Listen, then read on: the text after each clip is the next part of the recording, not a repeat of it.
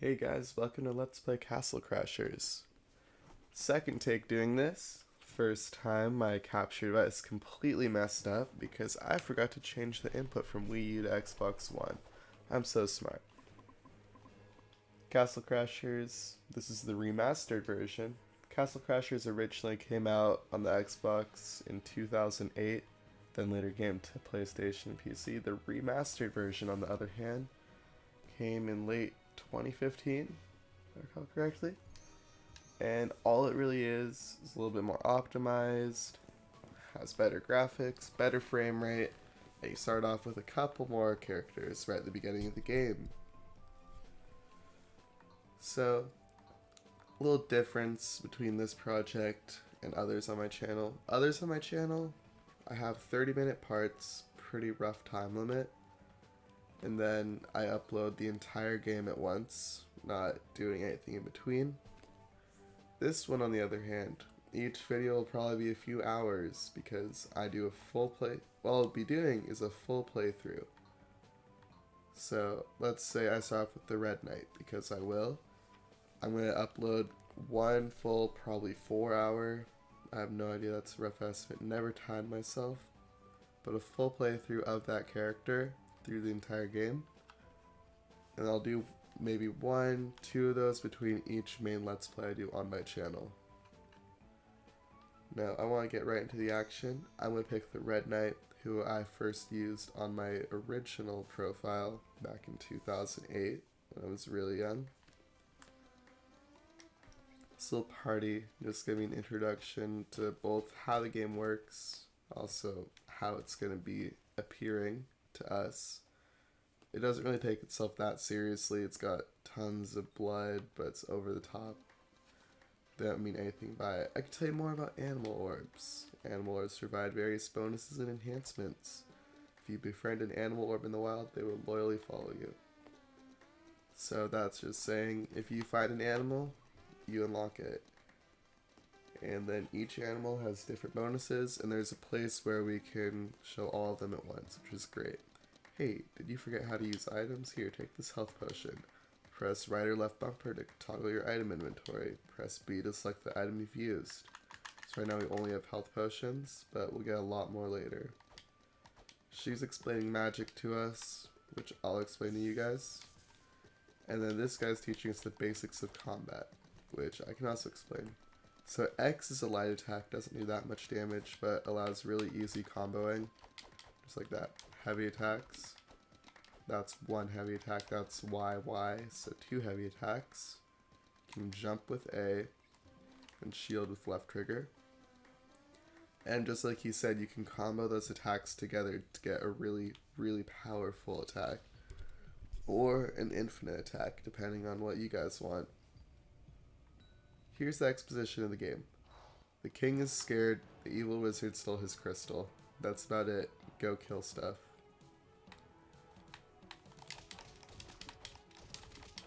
So, just like he said with comboing things, and like I said with doing infinite combos, it's infinitely more optimal to attack through the air, both safer and faster. It's probably the only way to beat insane mode, so we're going to be doing that almost the whole way through. Here's the first weapon. I already picked it up. I picked it up on the Red Knight because I started. I messed up my recording, so you're not going to be able to see it unlocked. So this is the pitchfork. It's the first of the weapons we can unlock in this game. And it's going to be really good for us for maybe 30 more seconds before we switch it out and never use it again. So you can see the barbarians there. We're just stealing the princesses, and that's the other main part of the game. There's 4 princesses, and our ultimate goal is to catch all of them. Not really catch, but save. Because the princesses aren't running away, they're going to be locked away. We'll have to go find them.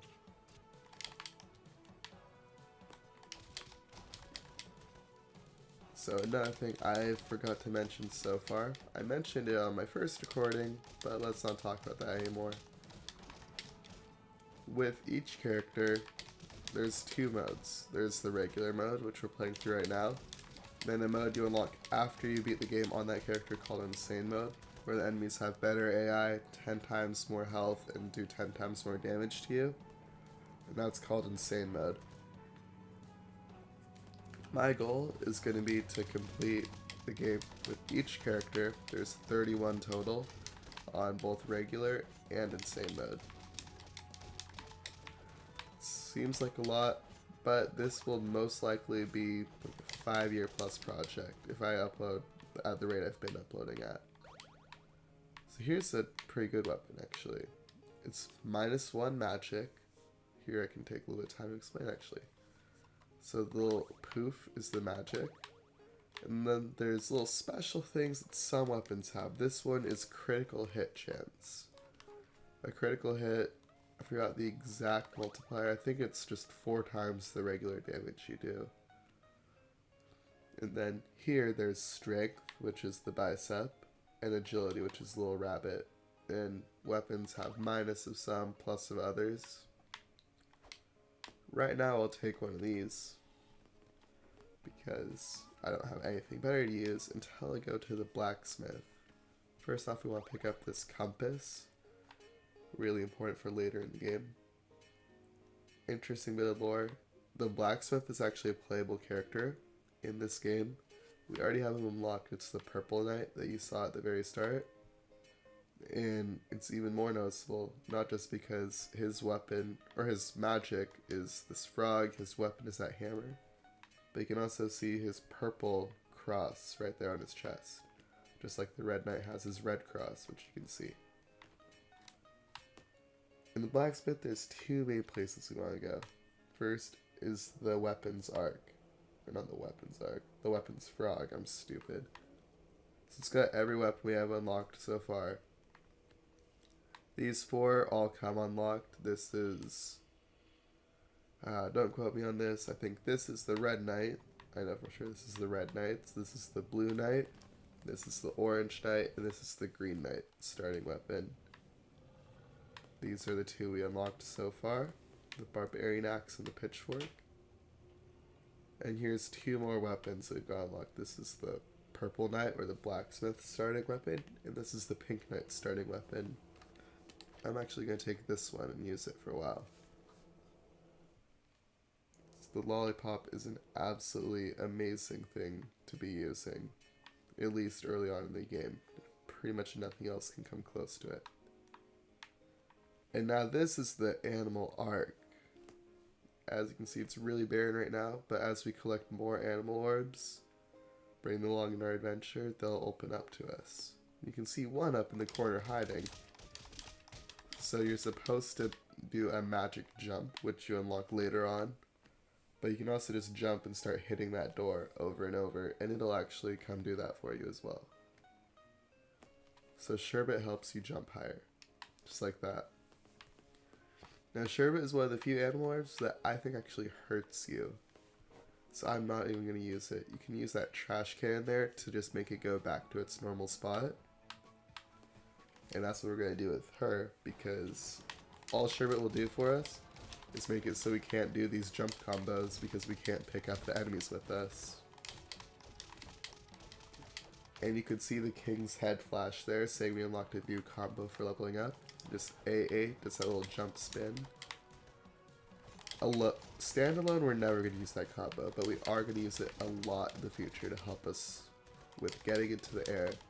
I'll explain that all once we have a higher level character with more things available to us, because it's not just the combos, it's also your skill points, many other things, most of which we can't even go into yet. So talking about the barbarians, really quick here. Fun fact, by the way, every single thing, besides a few, that are at least this size, so the same model as the characters, are playable. So the barbarians are playable, and every character is unlocked in a different way, which is really nice.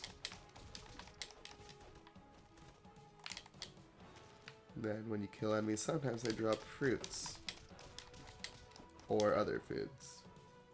The way it works with the fruit is little fruits like cherries, apples, bananas, any of that stuff, they recover 10% of your overall health.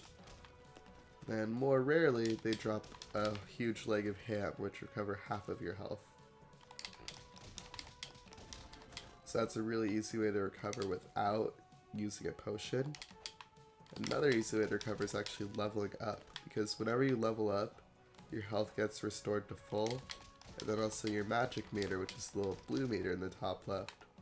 You can see there, once you use it, it goes down, but that also fully recovers once you level up.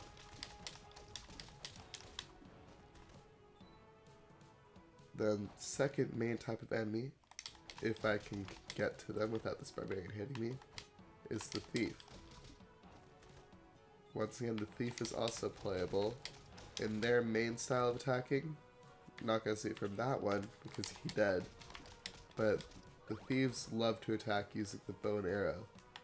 So it's really fitting that after we kill our first one, we unlock the bow and arrow for ourselves. As you can see right now, ours is really bad, doesn't even go far.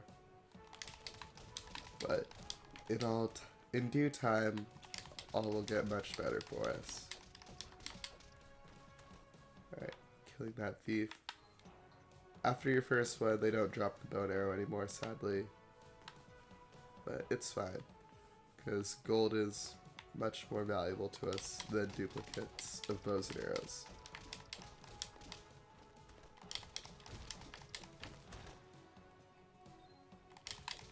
So, one of the biggest goals for us when we play through the game, especially in insane mode, will be to catch every single enemy on the screen in a combo. I did it for a few seconds there, but not very well. And it's especially important in insane mode because anything can kill you in just a couple hits there. So you have to be careful. Alright, you can see this Grey Knight try to revive his buddy. Grey Knight is also playable. I'm actually going to stop saying who's playable and who's not. I'm just going to say, wow. I'm not going to say who's playable, but I will say who's not. Because it's so much more rare for an enemy to not be playable. And here we go, already to the first boss of the game. I don't even know if I would consider this a boss. The only reason I do is because it has the boss health bar. It's the Barbarian Ram. And all we're doing with it is just jumping, hitting it, trying to not get trampled.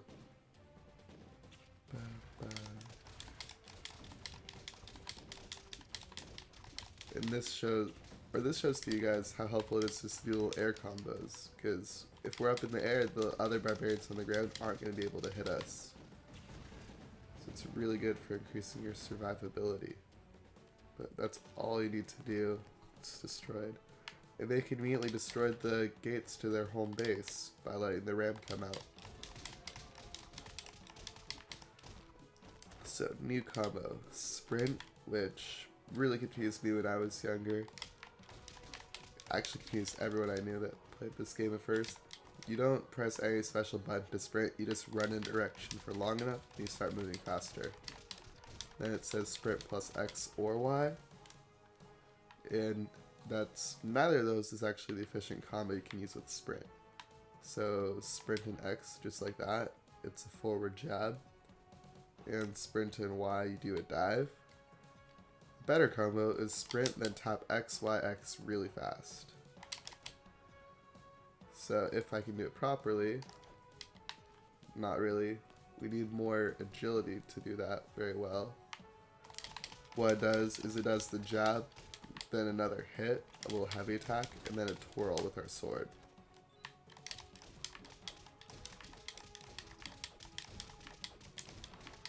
And right now that's the best aerial combo we can do, which is just hitting X, X, Y in the air over and over.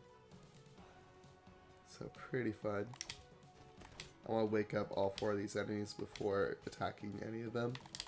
Because once again, I want to get as many enemies trapped as... words. I want to get as many enemies trapped at once as possible.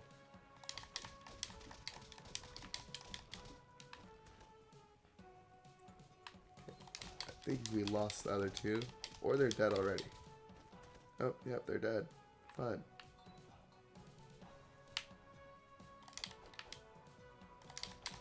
One thing I've always wanted to mention Like, I had dreamed of doing a YouTube channel ever since I was little, with this being one of the games I wanted to play. Castle Crashers has incredible music. Like, in my opinion, it's a better soundtrack than any other game. That would definitely be a controversial opinion, so I'm not going to say it too much, but I love almost every song in this game.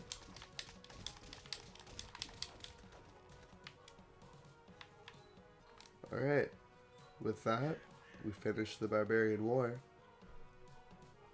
And here's the first traditional boss.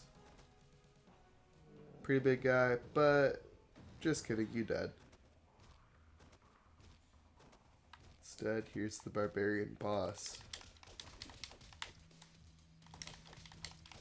Never understood why everyone just stands on the side instead of helping their boss. He's got really predictable patterns. You can see his face get a little bit angry, and then his arm swings back when he's about to punch you.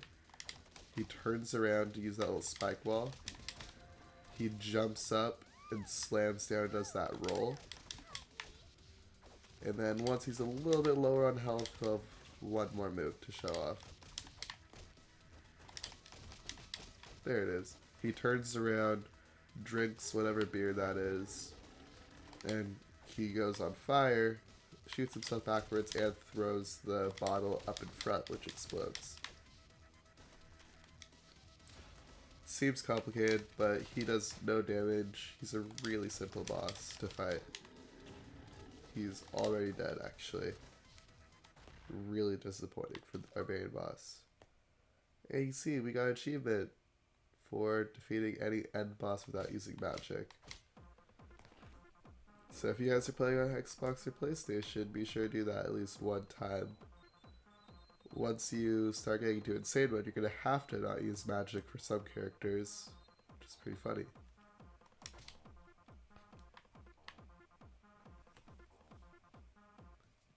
And you can see our end stats here. 54 critical hits or kills. I have no idea what it is actually. 150 gold and 766 XP. There we go. Already unlocked a character. The rest aren't going to be that easy, don't worry. So here we go into skill points. You have strength, which increases the damage you do with your hits. Magic, so increases your magic power. Also the recharge rate and just how much magic you can hold. Defense increases your health and defense, really self-explanatory. Agility increases both your speed, so your movement speed, and then your archery's potency. Now, you guys might think, oh, I'm just going to put everything to strength, because that's all I use. But that's probably the worst decision you could ever make in this game. Because the higher your strength is, yeah, the faster you kill enemies, but also the less XP you get. Because this game calculates XP based off of the number of hits you do. So you want to be able to do as many hits as possible on enemies. Now, I almost always go with agility right off the bat, because as you can see, let's head over to the blacksmith. Increasing our agility just a little bit makes us run even faster. Also makes our arrows a little bit less pathetic. And here we go to the forest entrance. This music is incredible. Now, any of you who know or have ever played Geometry Dash know this song. It's Jumper. But this game made it popular like years before Geometry Dash ever came out. Sorry, I'm not talking much. I'm just listening to the music, to be honest.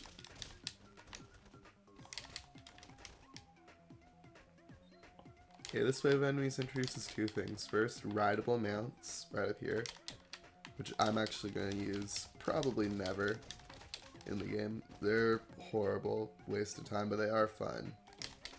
But we'll give you that much. Then the other thing are beefy enemies. So, there's not too many of them throughout the game, but beefies are incredibly dangerous. Not this one, but others will be. This one you just hit over and over and he dies. Just kidding, he doesn't die. He tries to kill me instead.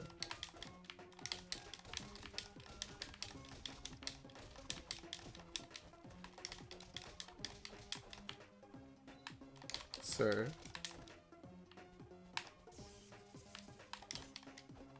And then we can see with our arrows, they're actually doing 16 a hit now, which is pretty cool. They get a lot more powerful in not too long.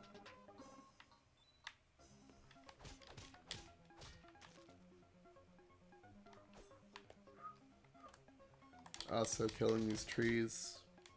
Yeah, screw the environment because it gives you fruit, which is the important part. Boop, boop, boop. And then another fun thing, at least in my opinion, is enemies get phased out over time. Like we saw a few more barbarians there who were handing off more princesses to the thieves. But since we're out of the barbarians' territory after killing the barbarian boss, they're kind of done with us. Like now, we saw a few thieves earlier in the barbarian war, but now it's almost all thieves attacking us.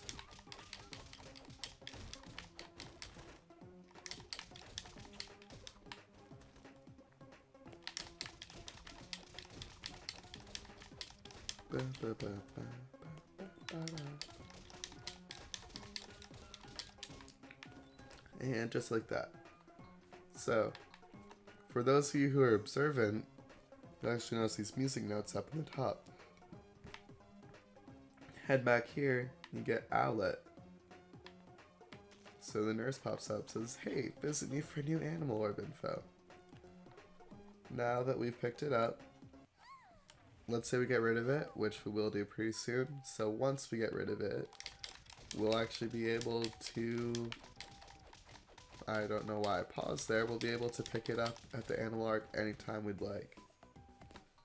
Now what Owlet does, you kind of saw it before, but it picks up food from trees for you. It's not that helpful because there's not many trees throughout the game, but in level where there are trees it could be helpful because it just gives you that extra bit of health that you might need. This level has the running theme of animals shitting themselves. Oh, also from bushes apparently it gets you food, so that's cool. I'm gonna use this one probably never after I unlock the next one. Sir, let's not trap me.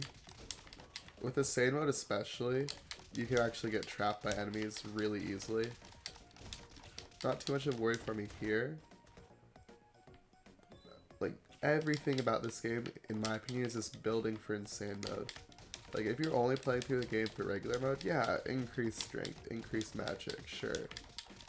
But to even have a chance to survive in insane mode, you need full agility and full defense very early on. Here's our weapon bag. This is the meat tenderizer. +2 strength and -1 agility. If you're going for a strength build, really good. More projectile diarrhea. Or explosive diarrhea. It's projectile vomit.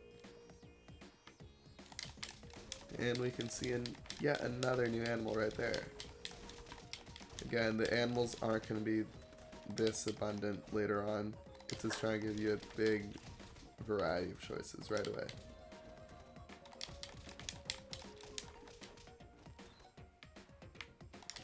Sir, thank you for being deaf. So this is the seahorse. All it does is let you run faster through water, which I guess is pretty helpful for a little while.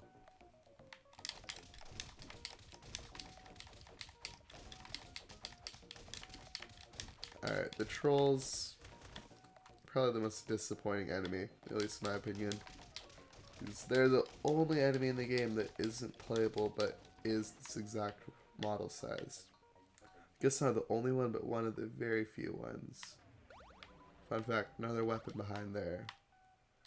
-1 strength, +1 magic and defense. Not that good. And another weapon. -1 magic, -1 defense, +1 agility. Also, we can see another animal orb hiding behind here that we can't get yet. So we'll keep this place in mind. Eventually come back there, pick him up.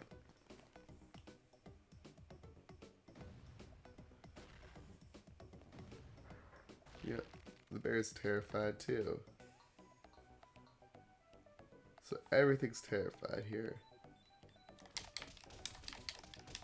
I've always hated this enemy because you have to wait to travel forward till he's either off screen or dead. But since they're so easy to kill on normal mode, might as well just kill them.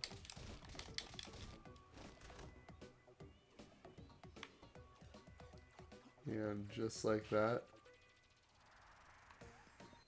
got a boss fight. This boss is not that great of a boss, but it's incredible. Meaning, it's the best place, at least if you're playing non-glitched, to get XP in this entire game. So I'm just going to run around for a bit. And once all these enemies are on screen, still spawning more. It's really easy to get overwhelmed and get comboed by them. That you can fix, or not really fix, but avoid just by running in figure eights. But there are so many enemies here, and you get XP for every little tick of damage you see pop up on screen. Super fast experience. It's really nice for anyone trying to level up quickly. Again, with Insane Mode, it's even faster there. You can get a character up to level 99 in less than an hour. Pretty great.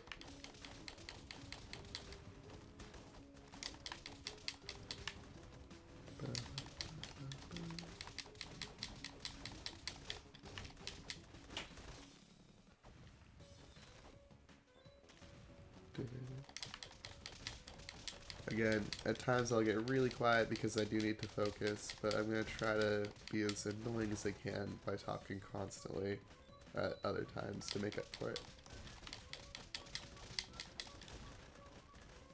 So here, I'm just going to spend a little bit of time, pretty much every character I'll spend a bit of time here just working on leveling them up, and I guess I will go more in depth on them. So there is, I guess, a Castle Crashers meta of sorts, both for PvE, which is this main story, and PvP, so player versus player arena battles. I'm not going to focus too much on the PvP aspect. I haven't done PvP for what happened. Oh my gosh, that was terrifying.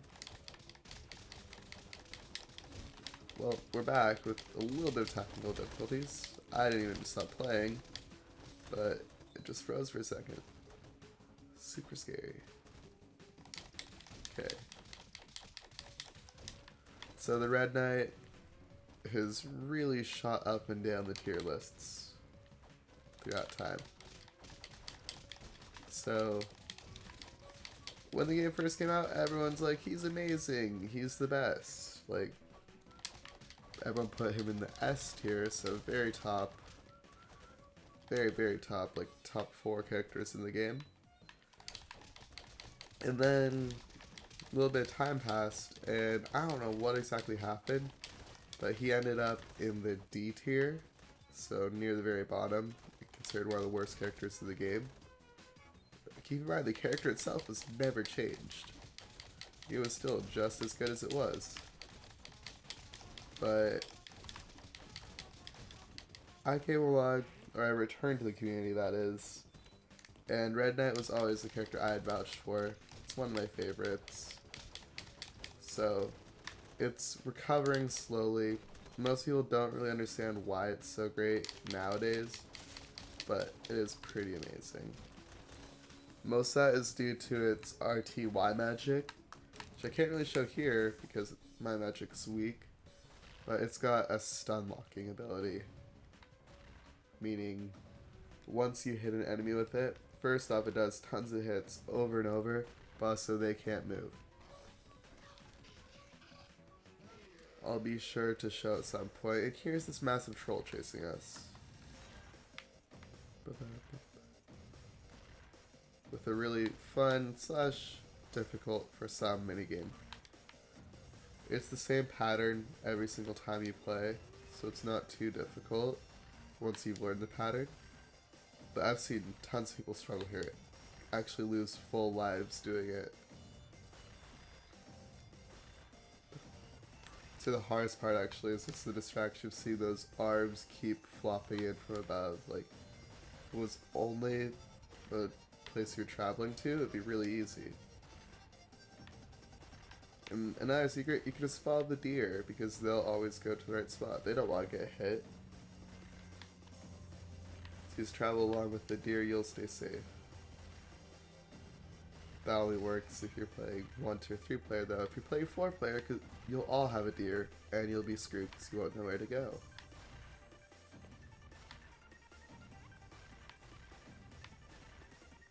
In my opinion, this is a little bit too long of a level, but you'll see in a few seconds why they did that. Because they did want it to be a little bit of a challenge. They, speaking of the Behemoth, who are the developers of this game, one of the best developers in my opinion. Alright, with that, we're done. This level. And you'll see the achievement pop up here. Deer Trainer. So if you beat the Abandoned Mill level without hitting a single obstacle, then you win. What do you win? Exactly, win an achievement. Alright, the important part of this level is hit all those little bats, because they will screw you over. That's what I mean. If they get a chance to nibble on you, they will. So here's one of the few places where even with weak magic I'm going to use it. Because it's so many hits so fast on them.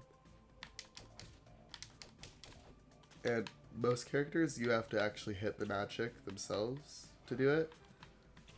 Here, however, you can just hold it down. Really great. For actual enemies, there's not any character I would pick. Maybe 1 or 2 I would pick above, but that's it.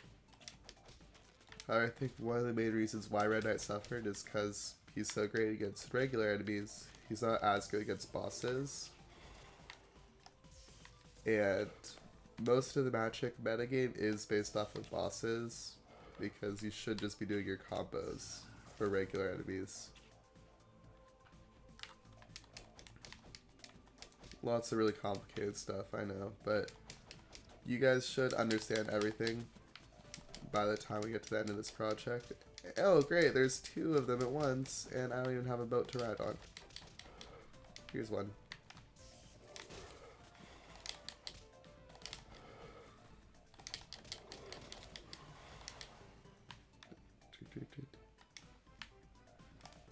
There's not many actually difficult levels in this game. There's no difficult levels, or at least should be no difficult levels on regular mode. On insane mode, there are some tough ones, and one that I might consider the hardest challenge in all of gaming. At least, not the hardest, but one of the hardest. But I'm not going to get into that yet. Let's focus on this boss first. This is the catfish. So he's got a really easy part if you know what to do. You just hit his hairball, shield so he gets hit, and then you can hit easily. Over and over. Then you just shield all of his attacks. You can see that little bear up there that's leading the hits, which is very rude, don't appreciate. And he has one more hit on you underwater, but you can shield that as well. So again, hit, then just shield. We can use our splash magic there. And shield everything. Almost every single boss has some pattern like this that makes it really easy to fight. This one especially is just a joke.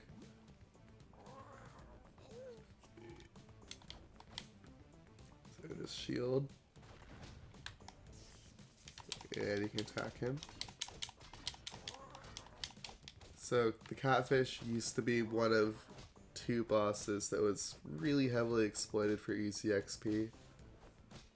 Again, I'll talk about that later. There's a lot of talking points in this game, and I don't want to introduce everything too quickly. I just want to mention it so you'll remember it for the future.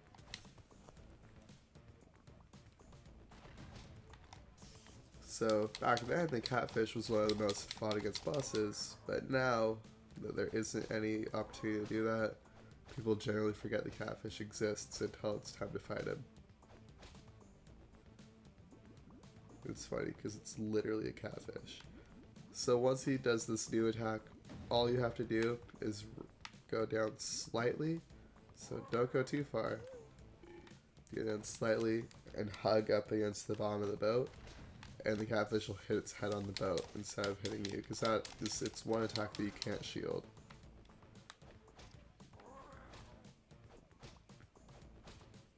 And then I like how the king himself shows you what to do. Like, it tells you when to shield, tells you when to attack. I mean, he's telling you to attack way too much right now, but it's fine. So you hit it, then just tells you shield, now you attack.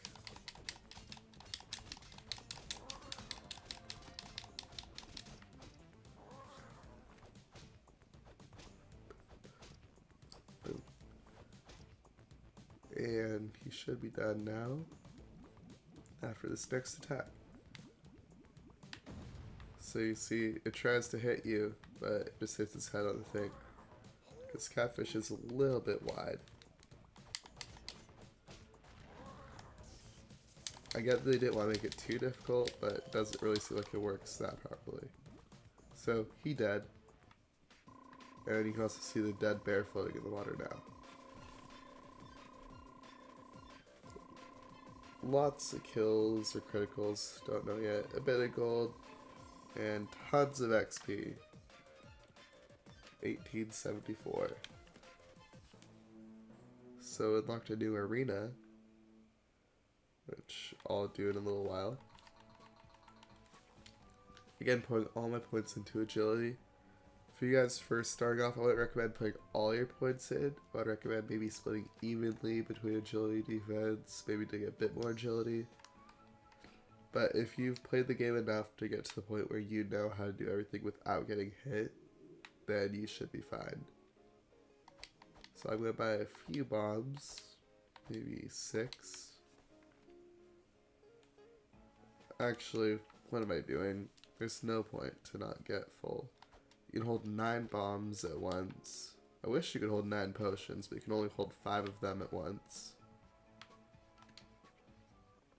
We're actually returning here to buy the potions because everything has a different price. So you can see this shop sells them for 12 a piece. While this one up here, the Thieves Store, sells for 14 a piece. Very rude. But you have to buy bombs for the Thieves Store because we don't have anywhere else to buy them yet. And let's do the first arena. Why not? So the King's Arena. That's the last turd out of you.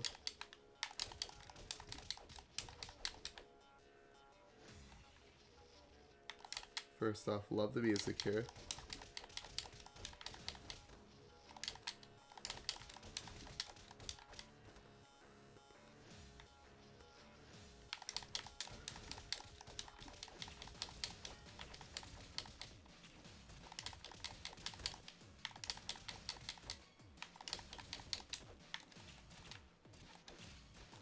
So, with the arenas, it's pretty fun.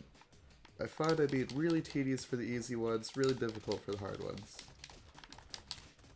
The first round, there's 1 enemy. Second round, 2 enemies.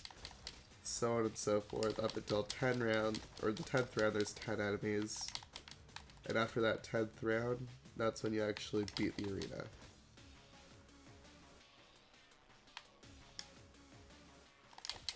Luckily, you only have to do the arenas in normal mode, though. If you had to do them in insane mode, that would be crazy for the later arenas.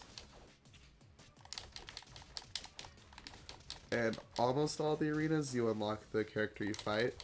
except for one, which again I'll explain pretty soon.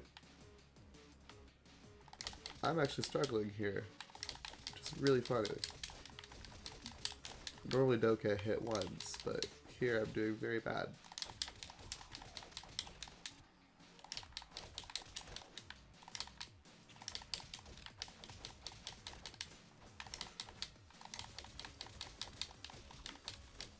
Alrighty. That's the last turd out of you. I've already said that like 3 times. It's really hard to do good commentary while you're focusing. Like, kudos to any Let's Players or streamers who play difficult games like Dark Souls, because that's gotta be incredible. Or not gotta be incredible, it is incredible.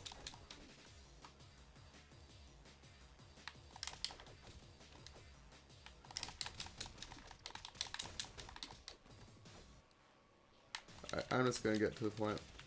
There is an easy way to do this arena. I'll show it. I'm making it much more difficult than it should be. So for this one, you can just head right here, shield yourself on the cat, and either spam your magic or your arrows, whichever is stronger. And since the barbarians only have 40 health, 2 arrows kills them for me. So I can just sit right here and just spam my arrows over and over. So killed 1, 2, 3, 4, 5, 6, 7, 8. I said 8, 9, and 10. Just kidding, that was 9. I'm so funny.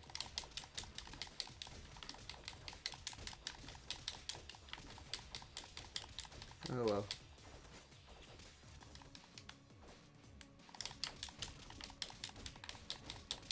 One thing I don't like though is the arenas give you 0 XP. It really takes away their replayability.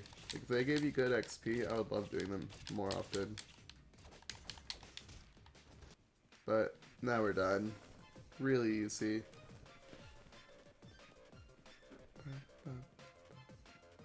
And new character unlocked.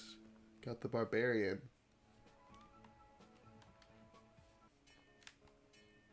So, after doing that, it's really pointless to ever do that arena again, which is kind of sad. Like, you do the arena once to unlock their character, and you forget it exists. So I'm just going to move along. I don't want to do the Thieves Arena yet. I want to get a little bit more powerful first. Excuse me. Let's go to Tall Grass Field instead. This is another great song. So we can't do yet. The boat's crashed because we're terrible. Right behind here, pick up a wrench.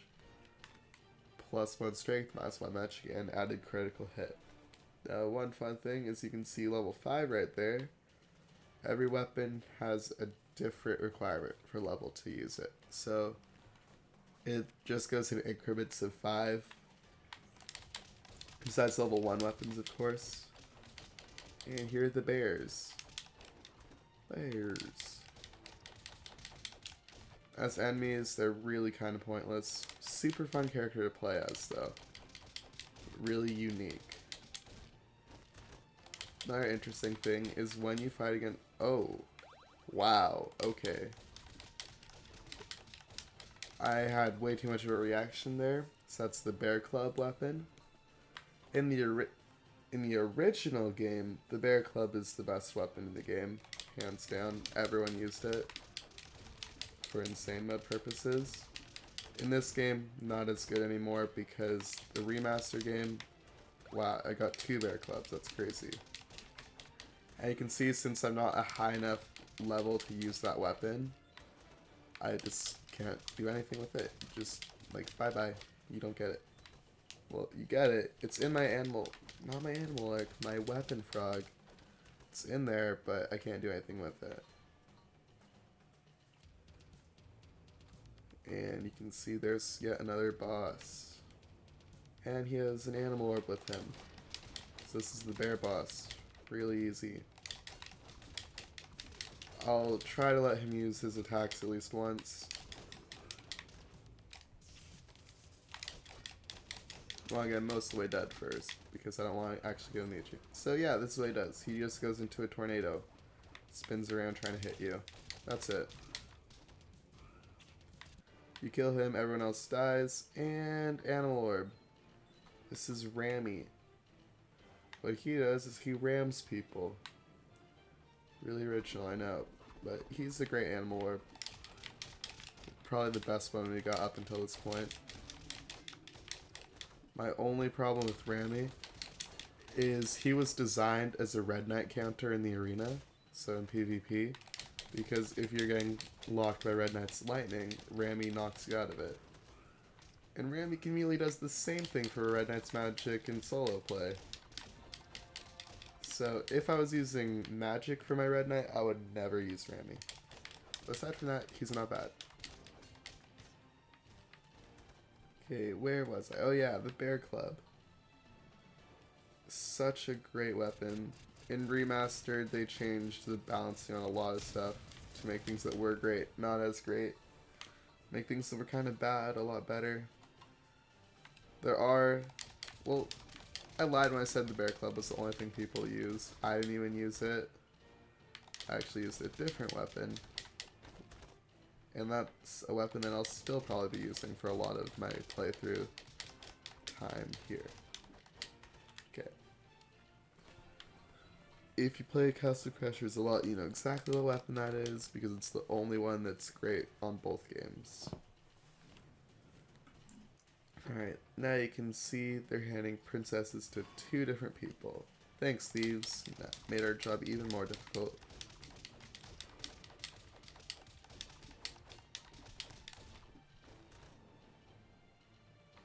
Something I love about this game is you can see connections to different levels. Like, that's the Rapids ride right behind us. You can see the giant fish right there. Here we go into one of the longest levels in the game. By that I mean it's actually really short, but it feels longer than it is. Because these are annoying enemies that you can't combo very well.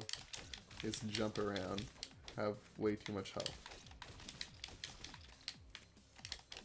And you can see they start dying once they disintegrate like that. So really a lot less bad on normal mode because they do die quickly. Insane mode though, you're gonna hate it because you'll spend hours, not hours, like 10 minutes probably doing this. Nothing else.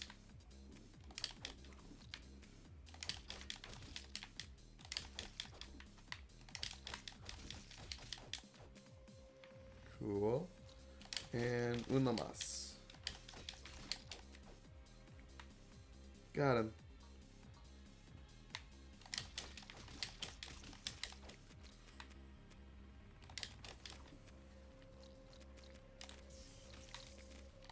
One thing that really sucks about the Red Knight is his magic is usually great, but he doesn't do anything to the slime. Which is weird because he usually has really fast hits on enemies.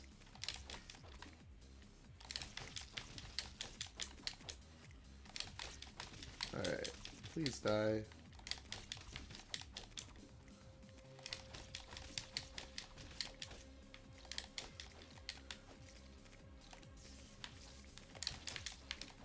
Okay, perfect. I don't know why I said perfect, because there's still so many of them left.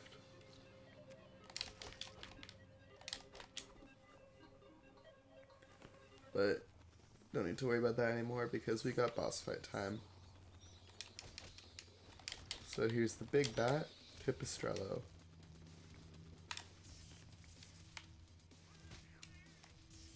That tongue is evil. On insane mode, it one-shots you. Almost guaranteed.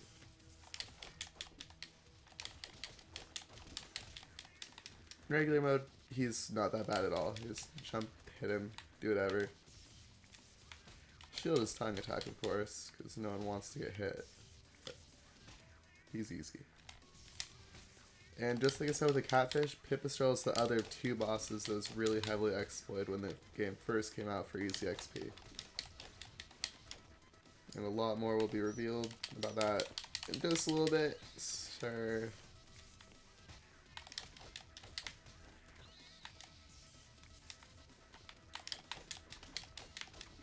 Okay.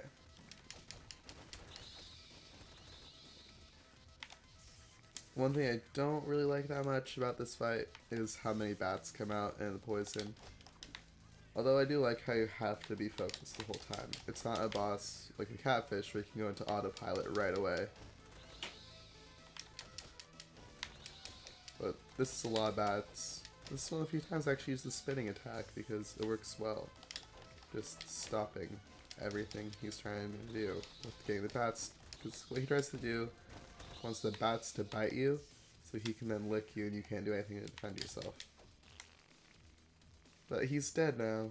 That's all that matters. And he turns into an animal orb. This is Bitey Bat, who I'm going to use for a long time just because it's cute and matches the colors. Alright, grab all the gold here before the knights can steal it. So, pretty decent experience. Lots of gold, which I like. And our agility is full already, which I love.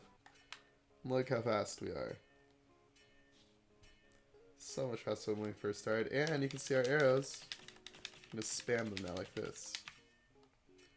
Arrow spamming is a viable strategy, I guess. There's places where it doesn't work, and once you get to a place where it doesn't work though, you'll be screwed on insane mode. So you really do have to learn how to do your combos, or your juggling, which is what most people call it. In the flowery fields. First off, there's these bees. Yeah, another not playable enemy. Pretty much anything that's not shaped like the characters isn't playable. It should be self-explanatory at this point, who's playable, who's not. Going forward though, here's another set of bees.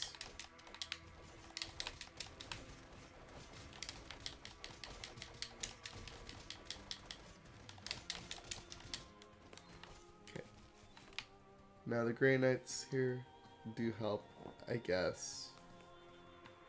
Okay, more important than the Grey Knights are the Beekeepers. Beekeeper is a playable character. And he's probably one of the most forgotten characters too. Like, I'd say almost no one has Beekeeper unlocked because of how difficult he is to him. Not difficult, but... So, a lot of characters are unlocked in arenas, right? Some characters, though, are unlocked by beating the game with other characters, or beating certain levels on insane mode. Achievement unlocks right there. Maximum firepower.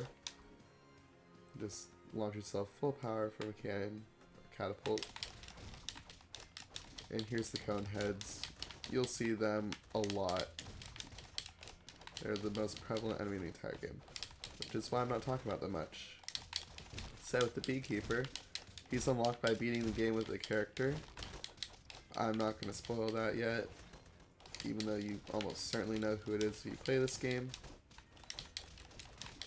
But he's unlocked by beating the game with a not highly played character, and there's really no point playing the game with him because he doesn't unlock anyone.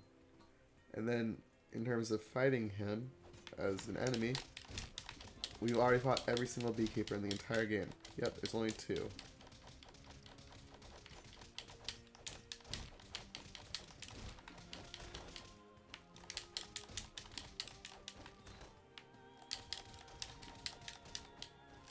Alright, moving into the Conehead, he's one of my favorite characters in the game. Actually, I think he is my favorite character, not one of. And the reasoning for that is, yeah, Red Knight was my first playthrough, but I was really clueless because I just started playing the game. Conehead, on the other hand, he was my second playthrough, and I played through the game with him once I finally started understanding how the game worked more. And he was also my second Gold Skull, so second time beating insane mode. First Gold Skull being Red Knight, so a lot of milestones reached with him.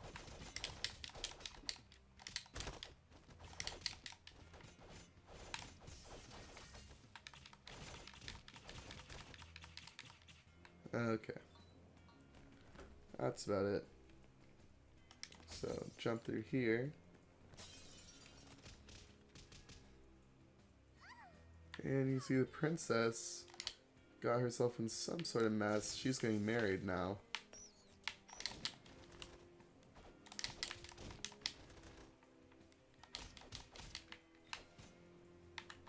I'm actually going to use a potion. I don't want to risk anything. If you're playing in multiplayer, potions automatically use themselves. Single player though, not so much. You have to use potions or you die. And get exit out to the main, not main menu, but exit out to the map screen. More importantly, with all the progress in the level you're currently on lost. Which is why, even though, like, yeah, there's lots of levels, or there's not very many levels, like actual end checkpoints, like two big ones so far being the Catfish and Pipistrello's Cave.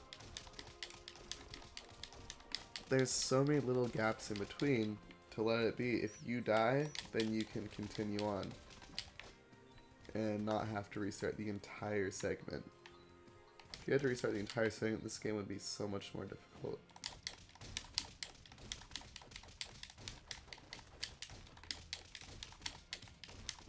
Alright.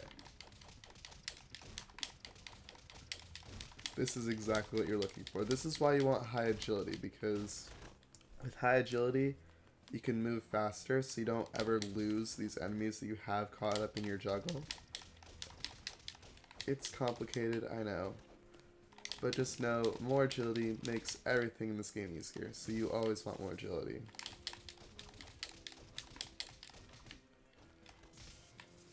Alright, thank you, sir.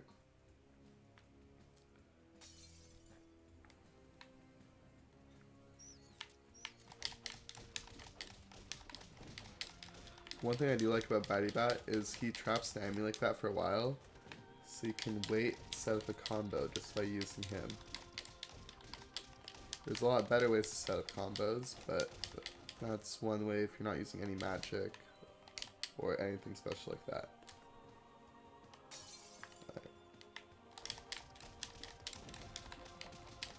X, X, Y. So it looks like this. X, X, X, Y. So it does a little headbutt to stun. So yeah, another combo that just helps us set up other combos. So complicated, but it's amazing. So who cares?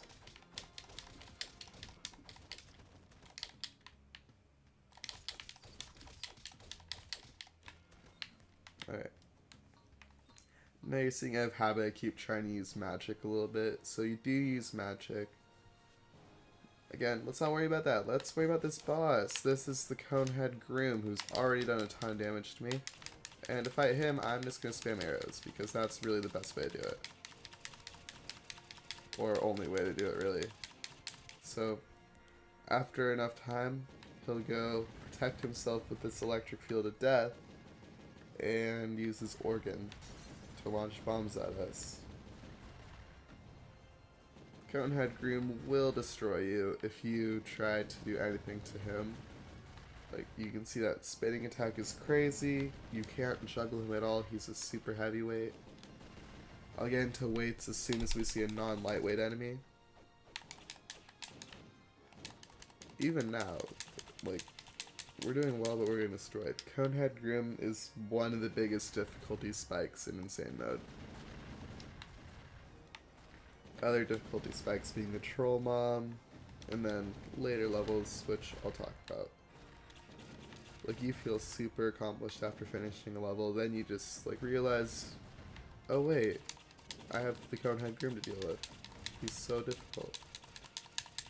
Here he's not that difficult, he's already dead.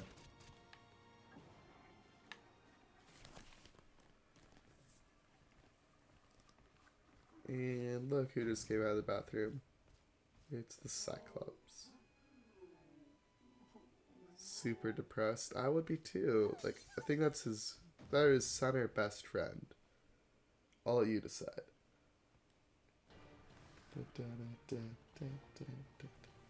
So the parade is a super fun level. What you do You stand here in the middle, and you spam Y. Great level design. Can't even say good job Nintendo. This isn't a Nintendo game. That makes me sad. I can't make fun of Nintendo. Even though I do love their games, admittedly. So, once you knock a Conehead off of the parade, they die. So I don't know what they were thinking there. So, throw you off, throw you off. Move a little bit out of the way so you don't get hit by bombs. And I don't know where exactly we are. Like, this isn't the Thieves' Forest, but it's a different part of Thieves' Forest. So 2 different ways to fight him. I want to kill him fast. So the big troll that pissed us off earlier in the game, already dead just by spamming a bunch of arrows in his face. Okay, pay close attention to the back of the screen. You can see that little cat's face pop out right when you go into the cave. So how about we exit the cave? Just kidding, we have to kill these guys first. Fine. Okay. Spam, spam, spam. Actually, let's not spam yet. Oh. Might as well. I want to kill him faster. Okay. So killing you, killing you. You can see already, just, it's so effective to kill with the arrows. So this is Meowbert, yeah, another animal. And he's pretty much the best animal for us right now. Meowbert, all he does is increase your agility by a lot. Meowbert is incredible. Like you can see we're already doing 25 a hit now.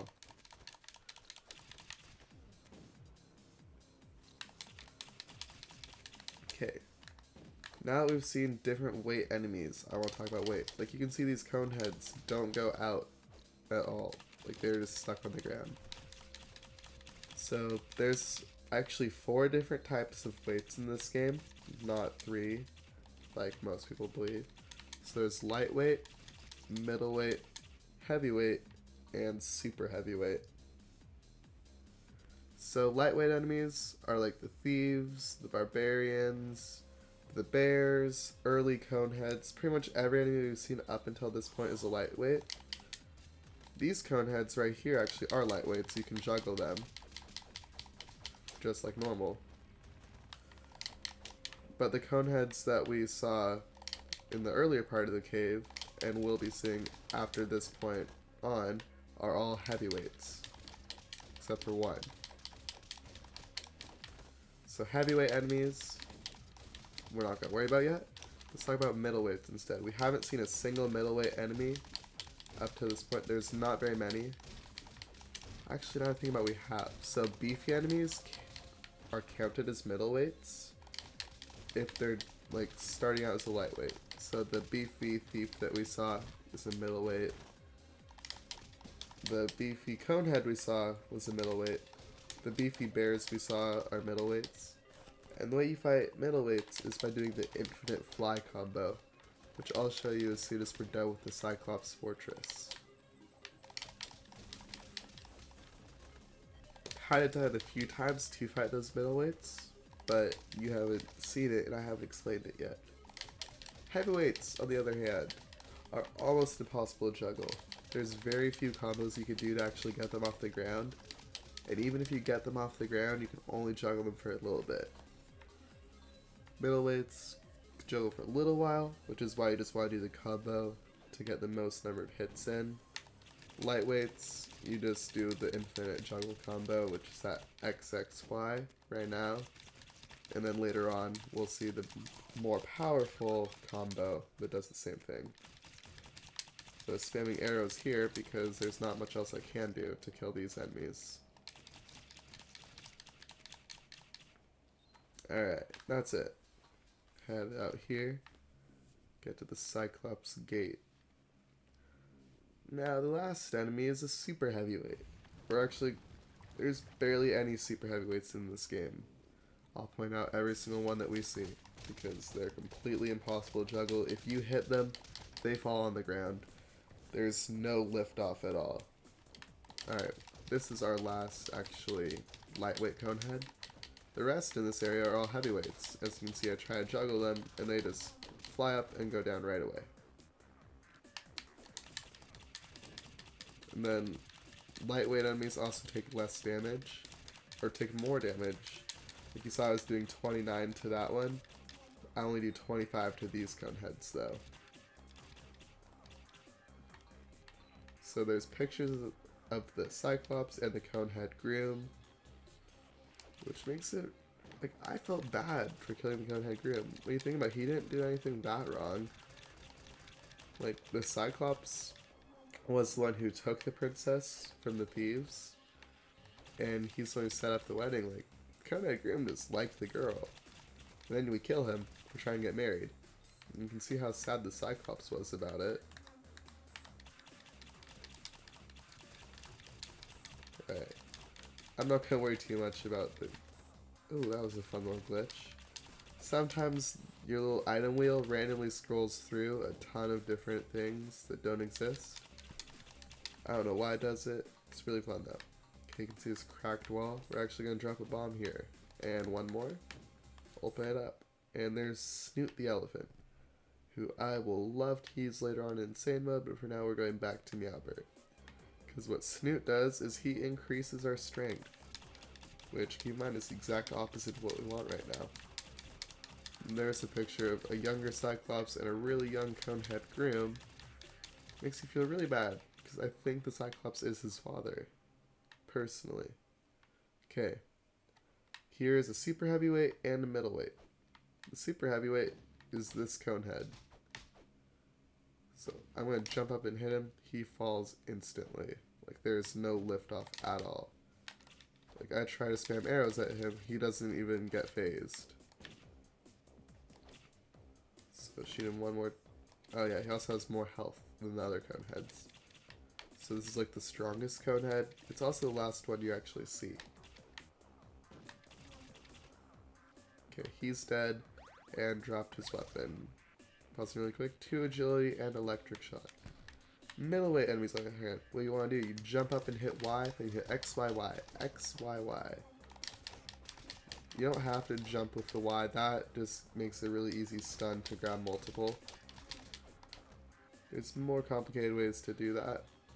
That's the basic way. I'll show you the fly right here. Jump X, Y, Y. X, Y, Y. It's really difficult to do it like that. Like, you have to be moving around to do that. But a little secret not many people know of. If you do this little jump and spin, then do your X, Y, Y, it's really easy. Like that. See that look? That, yeah, words. That slow fall. So if you do your jump and spin attack before, you have slow fall while you're doing this. And you can do a little bit of flying to just boost yourself up. So that's super fun. When you play with younger kids online, they get just spooked when you do it. So here's the Cyclops. He hates us. He just flipped us off. I get it. We killed his kid. Cyclops. His main attack pattern is just following you around trying to stab your face. So what we're going to do, we're going to shoot him a ton. And then, oh, here's his other attack. He's already showing us. He just steps back and throws a bunch of knives. That's such a shield. So we just, you don't want to move to the sides to kill the Cyclops. You just want to go up and down.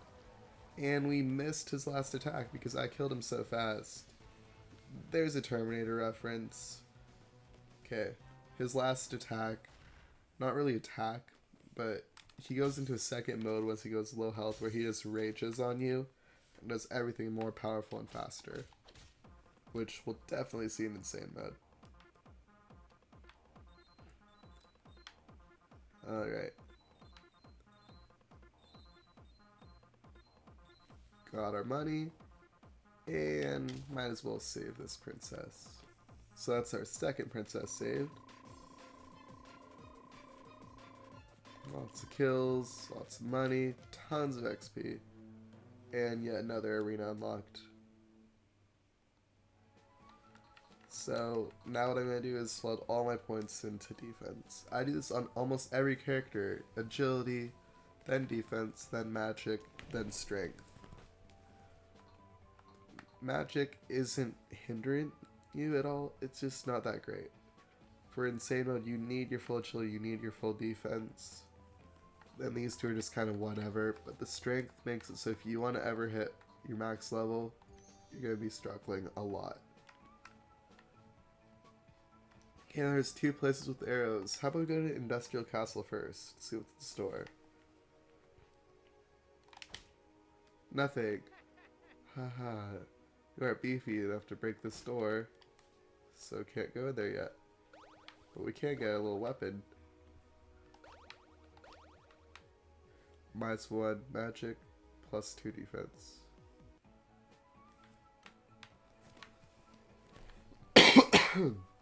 Excuse me.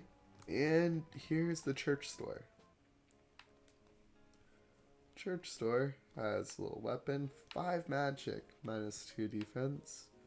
Another weapon here, +1 magic, -1 defense, +3 agility.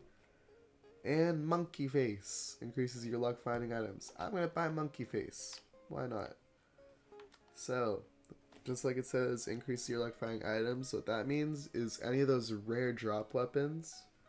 So the barbarian axe, the thief's sword, the bear club, pretty much any weapon that a character starts out with, he makes it more common to find. Oh yeah, also, costs 14 to buy a potion here, but I don't care, it's only $4. Bless my soul, a shopper. Well, I wonder why no one buys from your place. You're right next to this wedding where all the coneheads kill people. Okay, go to the thieves store, and I want to buy my bombs. These deals won't last. Say that, but they always say the same. Oh yeah, easy way to make money. Definitely not the most productive way to do it. I'll show that a long time from now. A long time. But for here, you can just spam. Do your arrows.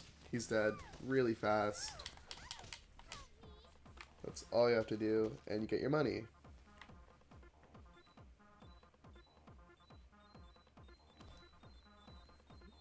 So, very kind of you, sir.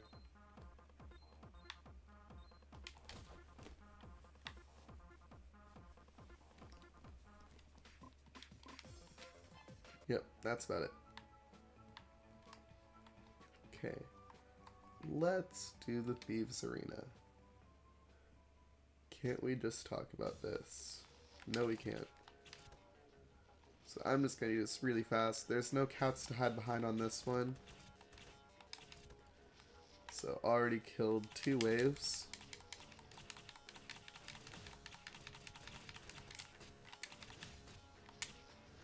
Three. You can see doing the arrows just makes it really fast. So that's 4.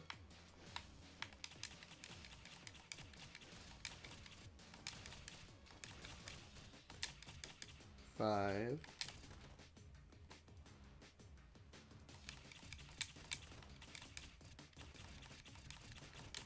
3, 4, 5, 6.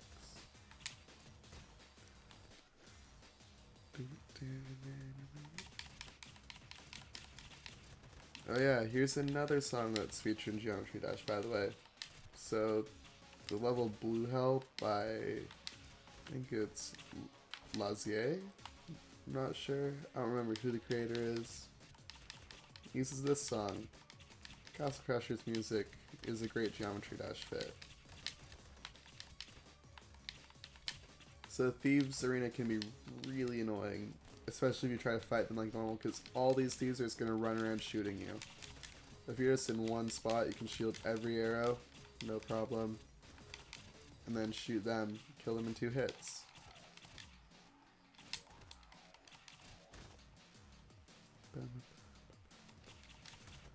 I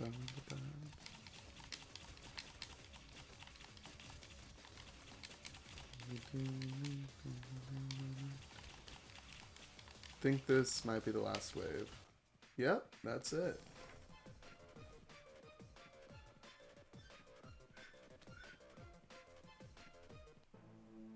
So we unlocked the thief now. You guys probably noticed my name is New Beats by Day. It's because my Xbox gamertag is Beats by Day, and I've already completely finished this game. So if I ever play through an Xbox game that I've played through before, it's going to be on this account. If it's a new game, it'll be on my main account. That's how that'll work. Alright, here's Lava World, the domain of fire demons.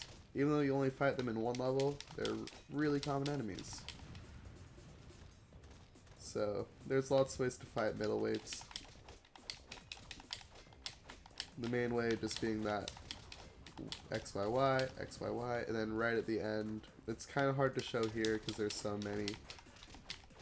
You just use a little tap XY over and over at the end. You can do it 4 times, and then do a magic projectile, which I don't have unlocked yet.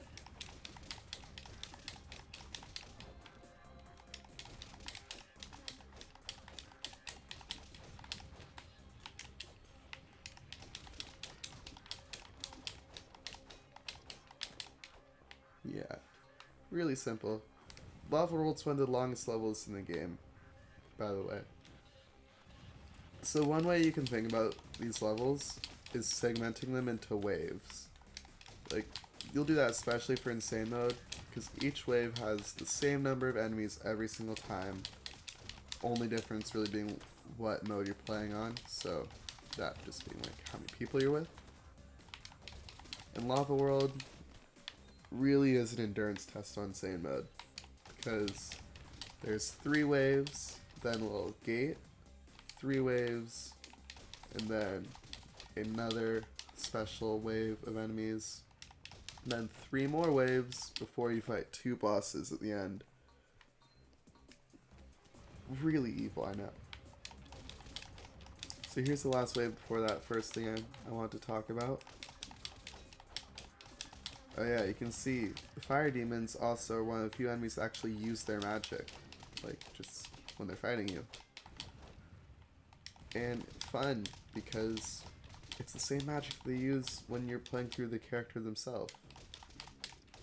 So I really like that actually. It's a nice feel.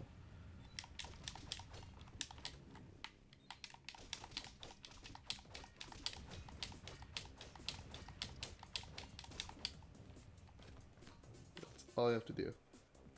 And you can see this gate, just like the other gate in Industrial Castle, we can't do anything with this yet. So I wanted to kill fire demons for a little while. So we got our first sandwich. And just like the bombs, you can hold 9 of these. So I'm gonna get 9 of them.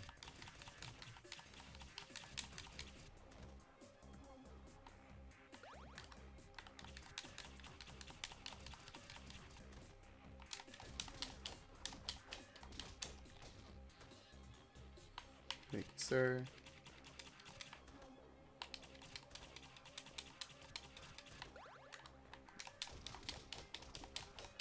I guess this is a decent spot to grind levels too. If you just want to kill fire demons over and over. Really not as fast though. It's just an infinite way.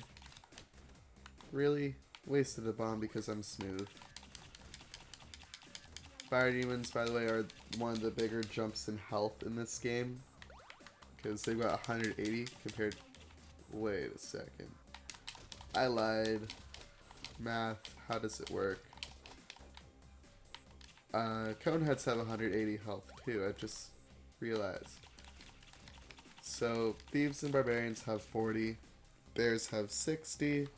Coneheads have 108. Coneheads are a big jump, because the Fire Demons also have 180.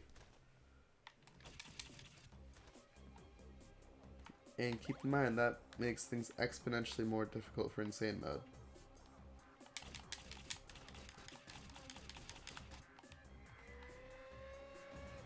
So, want to just grab this really quick and spam. Perfect. As soon as you throw this away, this is what Beefy does. Makes you really big, combo enemies easily. If you use a sandwich on Insane Mode, you will die. Because you're going to get trapped and comboed really fast. Volcano Town. No active volcanoes. sure there are.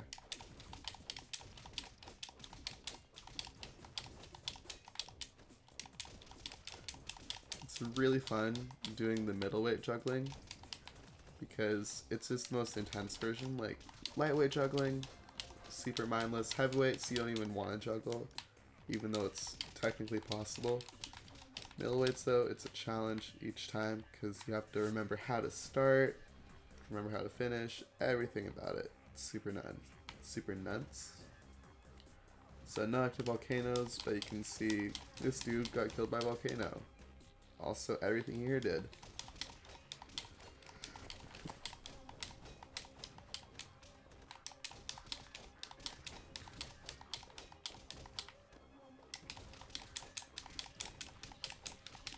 Okay, that was way more stressful than it should have been, at least for me. It was nothing different for you guys. Perfect. Okay. Oh yeah, might as well go into the different coins you can get. So there's the regular coin. This guy dropped a cheeseburger, which functions the exact same as a turkey leg. You don't drop anything. You don't drop anything. Functions the same as one of the little 10% heals. Same with the blueberry. I don't know why they made completely different foods for here, but it's really cool. I like it. I'm getting demolished here. It's really fun.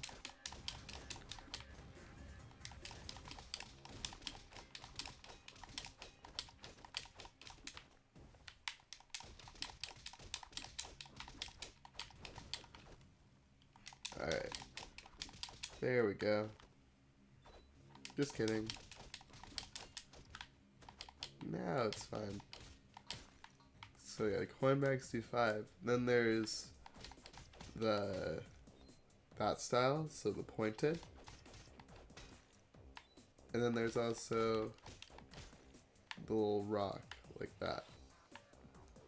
So you get 6 from this one, that teal rock. And then I think it's, I can't remember the exact numbers for which color, but I think it's 7 for red, 8 for yellow, 9 for green, and 10 for that black/purple. By the way, there's the Necromancer. He's the evil wizard's right-hand man. And lots of skeletons. Skeletons are an enemy which we're only going to fight in a couple places. They're destroying me. Really fun. But they're lightweights, which means we can infinitely juggle them. God bless lightweight enemies. Skeleton was my favorite character when I first played the game. Still one of my favorites today. Just not as great as the Count Head. Alright.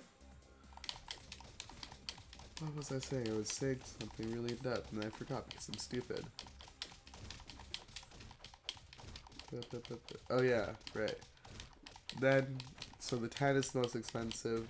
Then you go to 11, which is the pointed of the blue version. 12 is the pointed red. 13 is the pointed, I guess it's shaped like a diamond. Pointed yellow. 14 is the pointed green. 15 is the pointed black/purple. And 16 is that giant golden statue that we've only seen a couple of. So I like how they made so many different things that give you a gold coin. It's not just like coins and that's all you get. It's also fun how coins are like the super common one and others are really rare. I don't know, it feels good.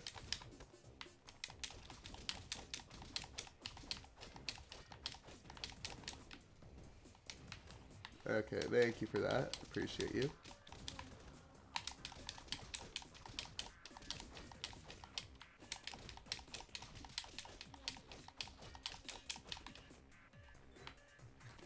Just like that.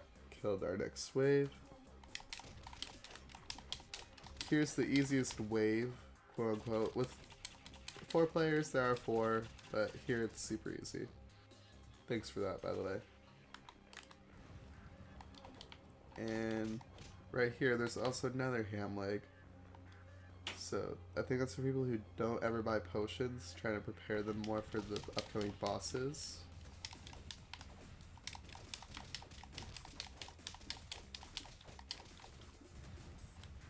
Ow. Rude.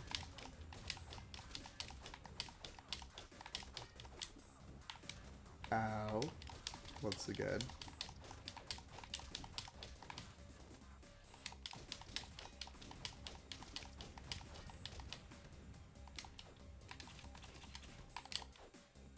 Okay. Just like that. Here's the first boss we're gonna fight. I want to throw on a sandwich right away.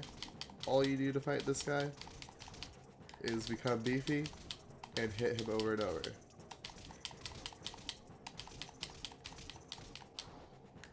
If it was more difficult, he would be really annoying to fight, but he's super easy.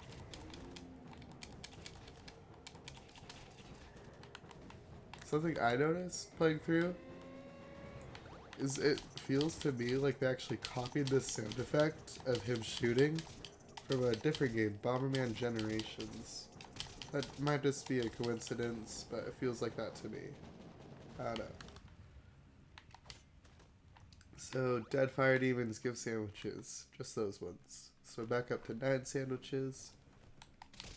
And we have a little bit of food to prepare us for the actual boss of the level. So right up here.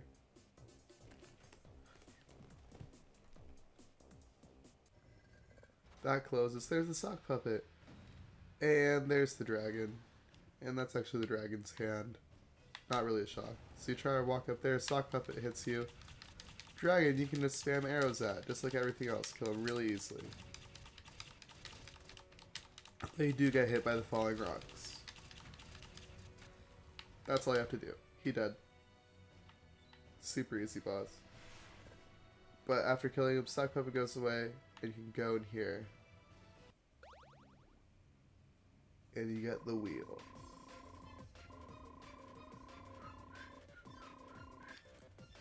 So all in all, it was a really easy level, but you notice it gave us like the exact same amount of XP as going through the entire, for moving, as going through the entire flowery field to Cyclops area. So that's interesting.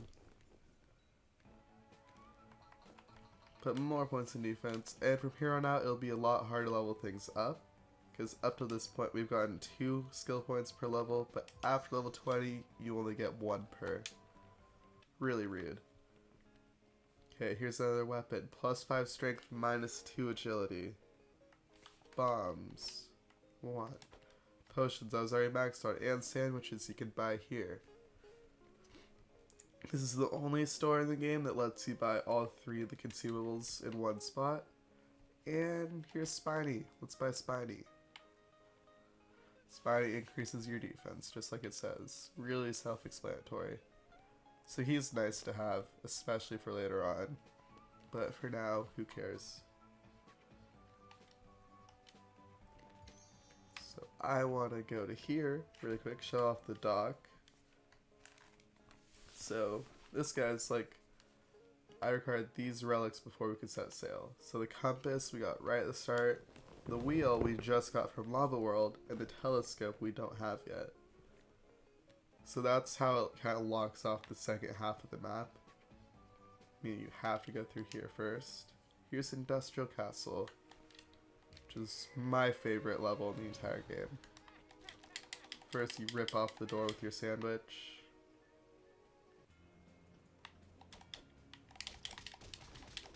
Right away you see this guy's personality. Like, he's super I'm amazing, has a huge portrait of himself. Another one up there actually. And he's got 2 completely unique enemies that serve, actually 3 unique enemies that serve him and do nothing else. The Industrial Prince is an amazing character and should be treated as such. Good music in this area too. So, you fight your first wave, which is 4 fencers. Then you have your second wave, which is 2 fencers, 2 industrialists. They're both lightweight, by the way, which is awesome. Fun fact also, Fencer and Industrialist are considered the 2 best characters of the game. And you can't really fight it because they're amazing. Okay, I want to look at the Industrialist mace really quick. So I have to keep picking it up and throwing it down until these guys are dead. Okay, -2 magic, +6 defense, and critical hit. That's a really good weapon. Or especially for starting out with the Industrialist, it's really good. And my other favorite part of this level is it's not just killing enemies like all the others. You actually have to dodge stuff. So dodging through here. And some electric gates. There's a little 10% food up in front and the 50% food there.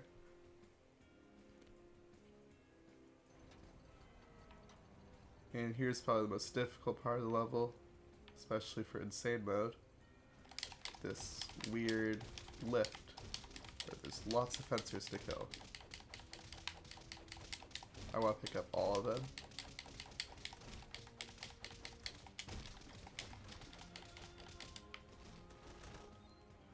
You are able to spam X, hold them up for a while, but you do have to slam it eventually. The reason why I just hit X sometimes is to increase my height and avoid anyone under me, because they could hit a bomb at me. Here doesn't matter though. Caught them all.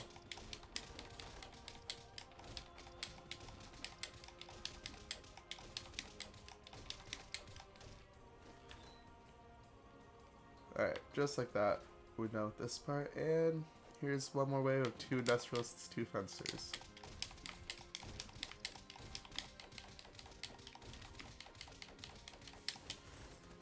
Okay, something I never understood is in this level, there's barely any industrialists and almost all of the enemies are fencers.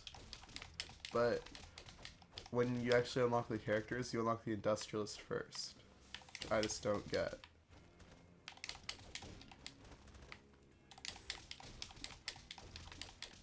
At all. Now here's the third of the Industrial Prince's main followers. This is the Brute. Probably the hardest enemy in the game.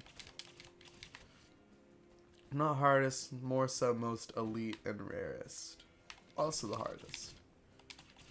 So there's only 2 Brutes in the entire game, just like the Beekeepers, but both Brute appearances definitely serve a purpose. Killing the Brute here gives you the Cardinal Animal Orb, that I'll take with me for a while.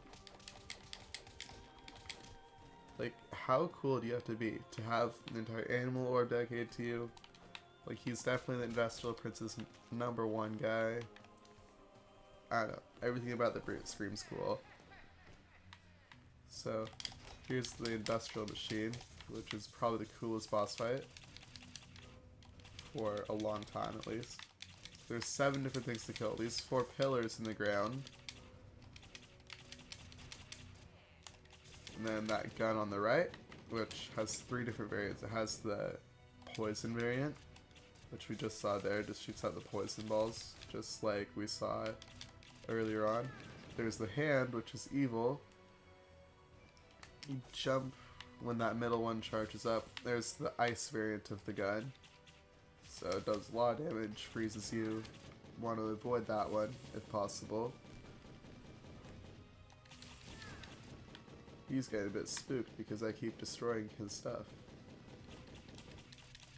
For this one, and there's the last of the 3 gun variants. You can see it turn a little blue flame once it's ready to go. So it's just a powerful fire, nothing to it. In terms of his health breakdown, each of the pillars is a 10th of his health. The gun is a 4th of his health, and the hand is a 4th of his health. So simple breakdown, you want to take that hand out right away. Nothing else is too dangerous. Sorry about that. But you can see, he just got betrayed by the evil wizard. Very rude. The Cardinal, on the other hand, is amazing. Take the Cardinal to certain areas and he'll fetch you secret weapons and other items. So +1 magic, +2 defense, +2 agility. That's actually a nice weapon for level 15. You can choose to hit him off or not. I want to kill him because I can. And we look in the telescope to see all the way to the other side. There's another castle where the Blue Princess is being held. But there's the Ice King who yanks her right back in.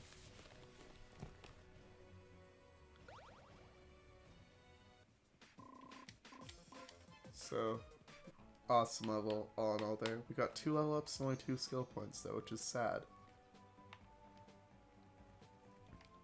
The Cardinal is only useful in a few areas throughout the game though, which kinda sucks. I'm actually gonna put him away for a bit. Thinking. No, never mind. I'll go to the other place the Cardinal's useful right now. The Thieves' Forest. I'm not gonna play through this level at all. Just gonna run up here, kill that first thief. And he brings you a boomerang. Very nice of him. You X out to the map with the boomerang in hand. See the boomerang there. Now I can talk about this whole exploit. I mentioned it a lot. This exploit, the boomerang, what it does, on its own it's kind of useless. You charge it up and throw it, stuns an enemy, whatever. However, the way the boomerang used to work was it could get caught on something and do 1 damage over and over. So people used to use the boomerang on the Catfish and Pipistrello when they first started playing, and it worked great. They just were able to do 1 damage over and over on insane mode, get at least 6,000 XP every single time. But they patched that. So what happened is people found other places. Most notably the Sandworms level we're about to do. Then also the Industrial Castle. You could do it on the pillars there. Now the Industrial Castle's pillars never got patched, which is interesting. By the way, don't make me come over there. The Volcano Arena cone heads can be juggled. I'm not going to. I'm just gonna spam arrows at them. Unless I get killed. Which is just as likely at this point. People have recommended levels for the arenas. Recommending level 5 for the King's Arena, 10 for Thieves Arena, probably 20 for the Volcano Arena, and the next 2 we'll see in a bit. Alright, talking more about that XP glitch. The Industrial Castle one never got patched on 360, so people still do it today to get tons of XP. Now, I forgot for sure if Remastered does the same thing, where if you throw the boomerang there, it'll go through or not. I will test it out on a future playthrough because the boomerang is one of the few items, the boomerang and bow and arrow, as well as I think the shovel, that you always keep. So we'll be able to test it out, see if we'll get XP. If we do, I might use it, I might not, because it is an exploit. I don't like him that much. But if I can't, there's still good XP spots to level up fast. So it's completely fine. Okay, distracting ourselves from the Volcano Arena. I know, it's about as difficult as the Thieves in my opinion. So I could do this at level 10 if I wanted. Well, more like level 13 because I do want the full agility. But all I have to do is be able to avoid their bombs and shoot them. And just like with the King's Arena, where we fought barbarians to unlock the barbarian, or the Thieves Arena, where we fought the thieves, unlock the thief, here we fight the coneheads, we're unlocking the conehead. Just amazing. We'll have a lot of characters unlocked by the end of our first playthrough, which I also like.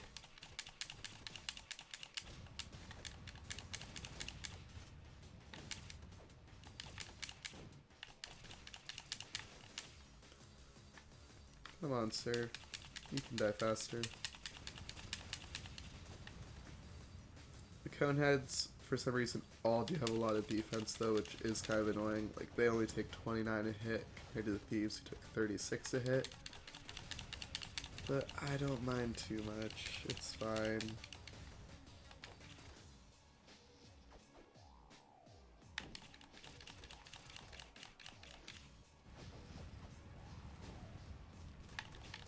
Alright. Move faster. I don't know why I'm saying move faster. I still have a few more waves. It's definitely not like the Thieves 3 where I could just shoot them twice and they're dead. You actually have to spam arrows for a bit. Could also juggle, but it would take so long and there's no point since I don't get XP for it. Just try to kill really quickly here. Thank you, thank you.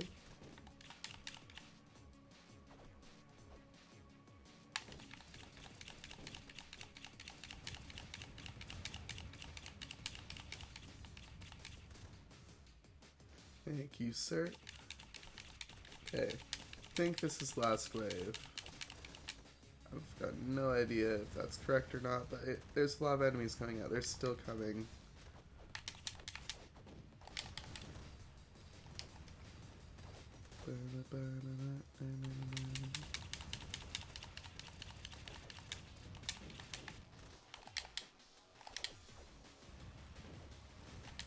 Okay, made it. The more enemies you start killing, the easier it will get. Also, kind of obvious there, because there's not 10 coming for you, there's only like 5. That's true with every single wave of every single level in this game. It's easier the more enemies you kill. But we're done!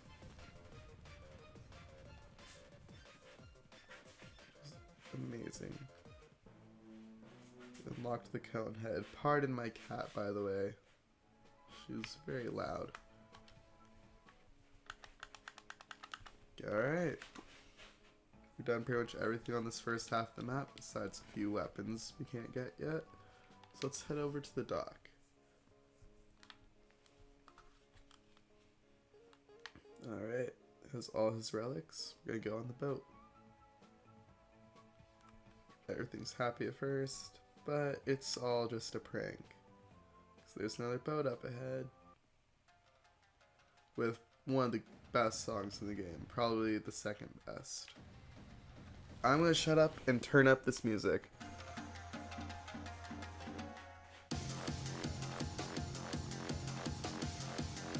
And turning it down now so I can continue playing. It's really good. Like, there's only a couple songs in games that I would actually turn down the music just to listen to. Or turn down my audio just to listen to. This is one of them. So the ninjas are really annoying enemies to fight, but they're also super fun at the same time. Meaning, I'll show you here. Because they'll come up closer, you can see the entire ninja boat. Hello, ninjas. So, first off, the ninja looks awesome. He's one of my favorite characters, but with the ninja, let's hit him once. I hit him, does a substitution jutsu thing. So if you hit him on the ground, yeah, it does damage, but he'll jump up behind you with his fake log and try to kill you. Very rude.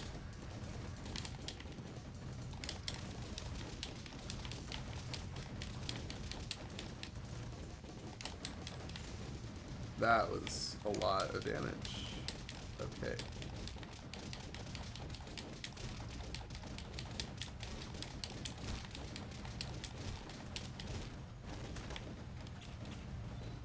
Just like that, we're done already. So, not that big of a worry for me. Not really worried about any levels on normal mode, keep in mind.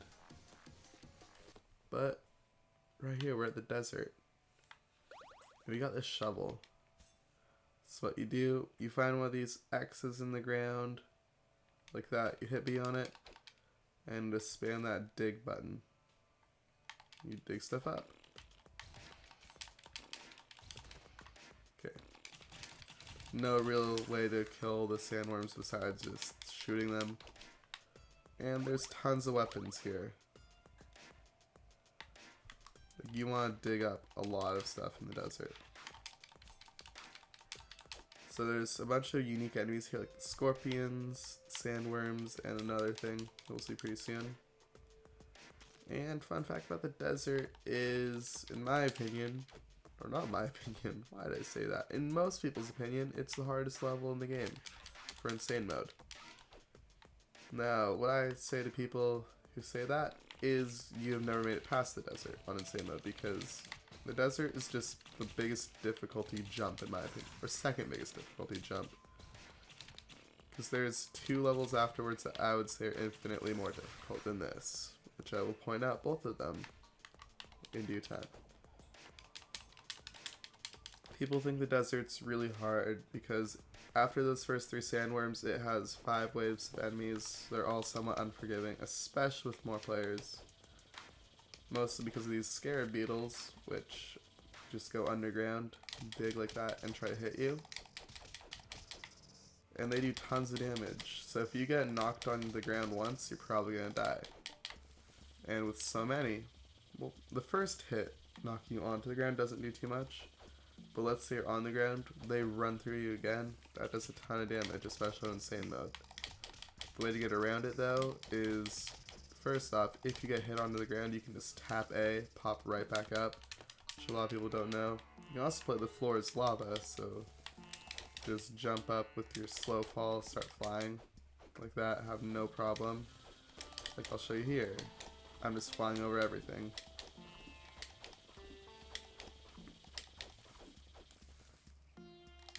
And then also, it's really just common sense. Like, should you try to hit people while scarabs are around? No. The scarab beetles are definitely the way this level works. Like, once you figure out how to fight them, you're good to go.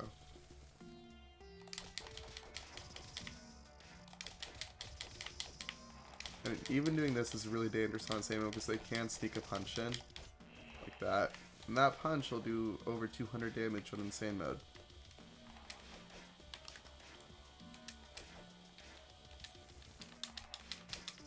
Now, I was only able to do that because I played this game enough to remember how many times the scarabs go back and forth. I probably should have waited, keep in mind, but I didn't want to wait, but I was still safe because just more experience, you learn how many times the scarabs go back and forth underground. So that's really fun.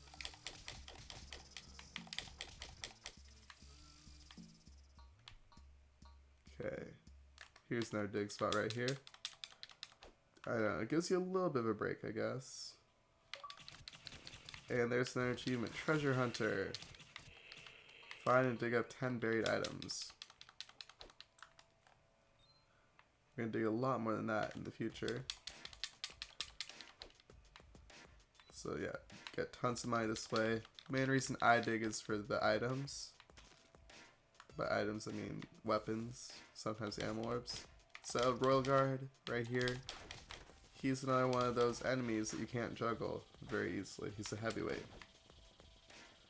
So with the Royal Guard, we've learned to spam arrows till they die. But since the Scarab Beetle's up above ground, I want to focus on them. Because you can shoot the Royal Guards at any time. You're actually able to attack enemies on the ground when you're up in the air. Through a tactic that is called spell weaving. Really fun, especially once you get used to it. But I can't do it because my magic's too low. So that'll be a ways from now. Mostly during Insane Mode playthroughs, I'll be able to show that off.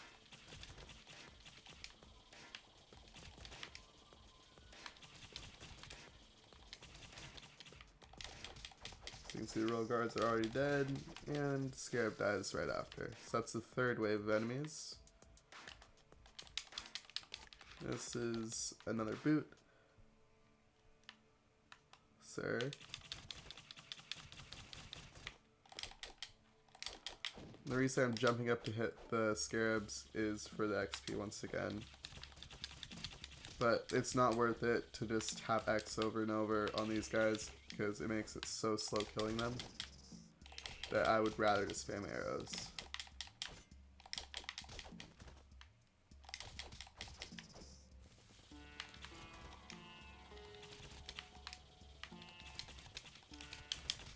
Just like that.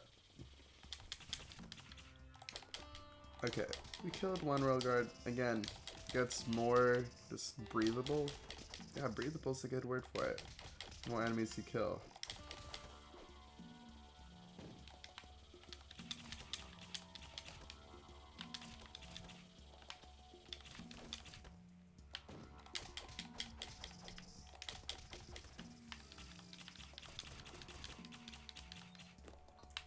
Just like that, moving along.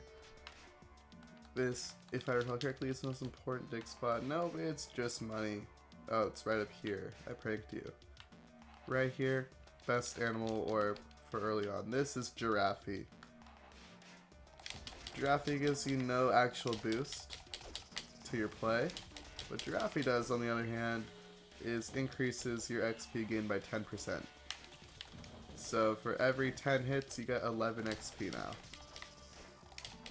Which doesn't seem like much, but if you're getting every character to 99, that makes it, instead of needing 100,000 XP, or 113,000 XP, you only need 100,000 XP. So I'm going to use Giraffe pretty much. That's the only thing I will use when I think about it until I hit 99 on a character, which quite obviously is the max level. Not really obviously for those of you that haven't played the game, but you could figure it out just by looking at the top left. There's only room for 2 numbers to fit in. Also, just looks funny with the tongue sticking out like that. It's a great animal orb overall.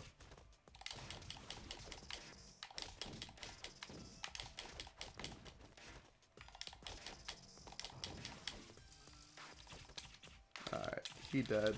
We good.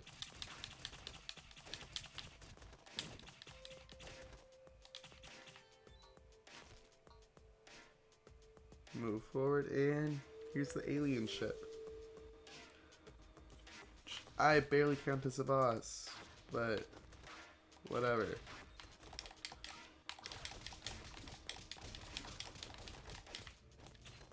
So it drops the alien hominids on you.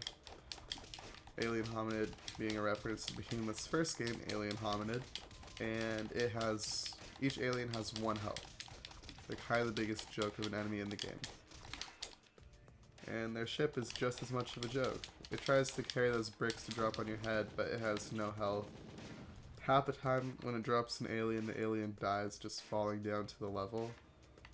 So this run pass will try to drop the brick on me, and I can start comboing the ship.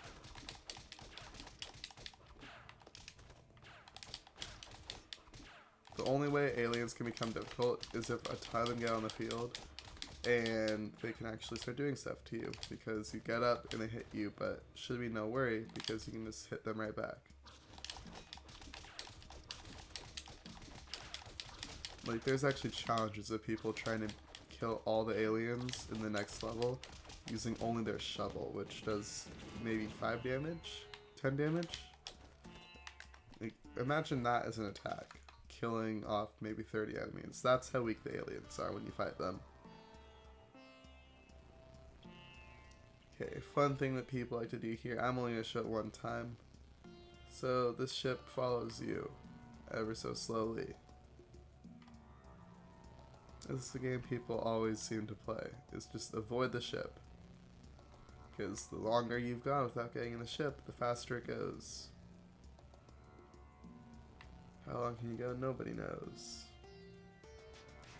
Just trying to run, that was horrible. So you just run in big circles. I don't know any other strategy to it.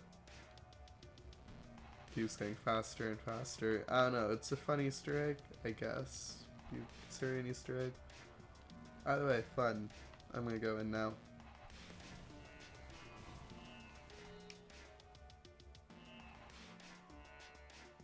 And we're trapped in the ship, but wait, we just shoot that console. You can also use your magic. Even if you have really weak agility, you can still hit it. So, over here on the left is a super fun Easter egg. This is all the developers made themselves in the game. At least the main developers at the Behemoth at the time. Which I love. Super high-tech ship in general. And aliens realize, oh wait, we screwed. So kill those 3, and about 1 million more start flooding in.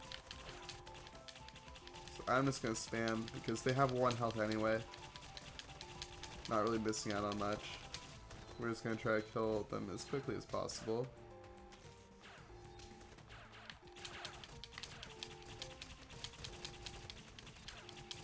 I'm not really sure what the Behemoth wanted to do with these enemies, because I like the whole concept, how there's like 1 million of them, but they're just so weak they pose a no threat.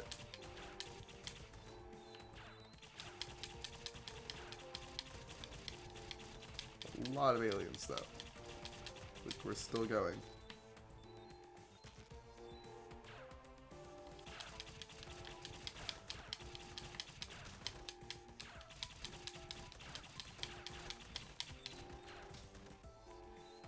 Okay, almost done now. They're done spawning at least.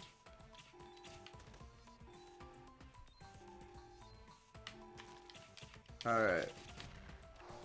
Here's one of the most stressful things in the game if you don't have agility, or a joke if you do have agility. I think that's the final boss from the original game. I'm not sure if it is or not. But he was sort of locked in a prison. Like, locked up on both sides. Once he's free, he turns on the self-destruction sequence for the ship, and also runs away. We're gonna take a while though, because there's an animal orb there called Install Ball. Install Ball, kinda worthless. It attacks enemies every so often, but all it really does is screw up your juggle. And here you can just fly over everything with that fly technique that I showed you, that X-Y-Y combo with your slow fall. Kill those aliens and just run through the gates, and you finish with plenty of time to spare.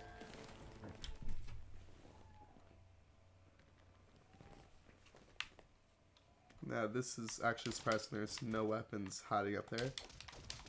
But here's the Saracen enemy. Just like the bear, it has the tornado. So super fun. Saracen's a really unique character though. I used to hate the tornado guys, but I have been shown, I guess, that they're a lot better because of one technique, which I'll get into once I actually start using the tornado characters.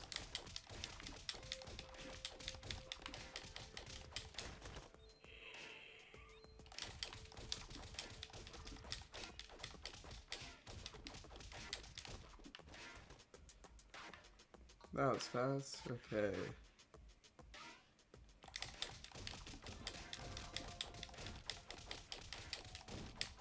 Love the lightweights because they always make a level just so mindless. I said earlier on I love the middleweights, which is true. I honestly like everything except fighting heavyweight enemies. Heavyweights do just kind of ruin the mood of whatever you're doing. No offense, heavyweights.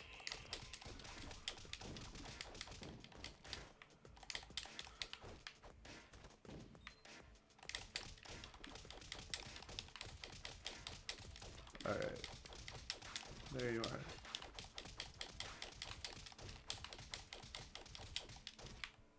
And here you are, sir. Let's kill this royal guard super quickly.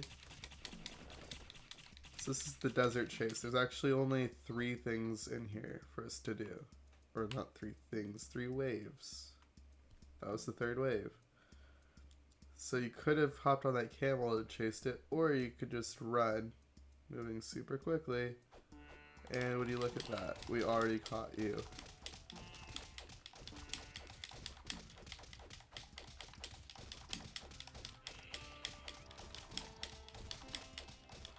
You can see if you can juggle him all the way. Up to you. I don't really care, but you kill him, you get the zebra animal orb. Now, zebra, relatively pointless as an animal, to be honest.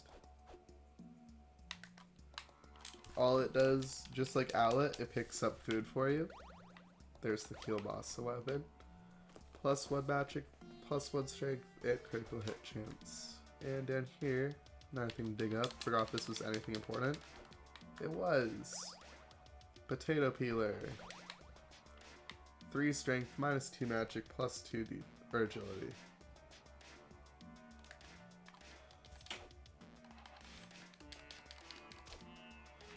There's the boot, and we can run in here.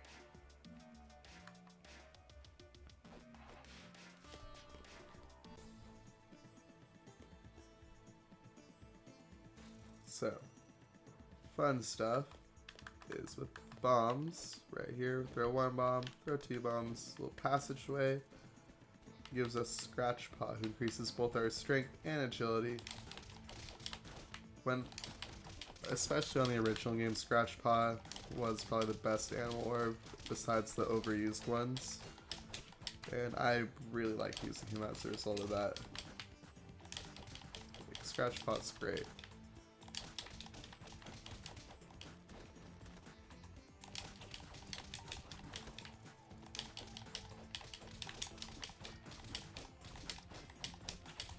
You can see you can juggle Beefy just like we juggle any of the regular middleweight enemies, which is fine. Alrighty. Now here are 2 beefy royal guards. You can only see one, the other one's behind us, waiting to come kill us. I think. Yep, here he is.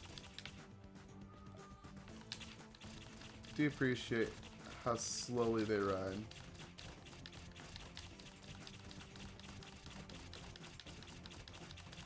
I'm assuming my arrows because I don't want to risk anything with the royal guards. But just like that, already done with the sandcastle interior. Now time for the sandcastle roof.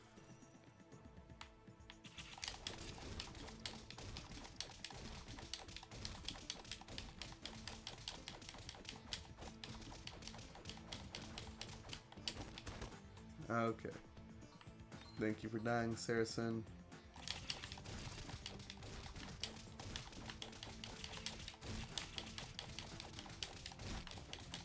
Not sure what exactly happened there. I activated 2 waves at once though.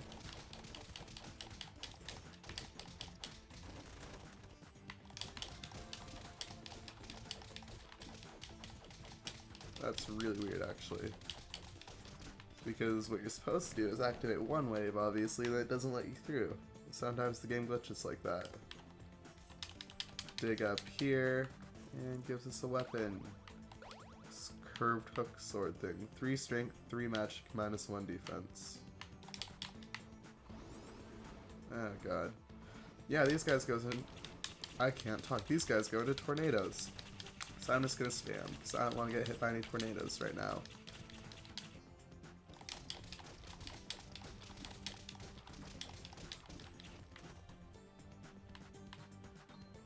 And 1 more wave right up here. Just 1 Saracen, then a couple royal guards that use their magic on you, which are those arrows and bombs. I was actually getting trapped there for a bit by the royal guards. Didn't appreciate that. Okay, Saracen, spam you.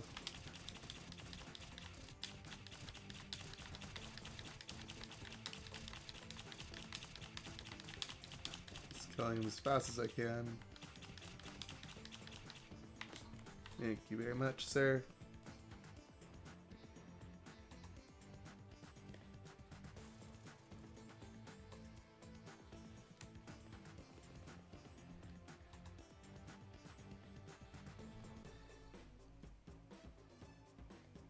All right.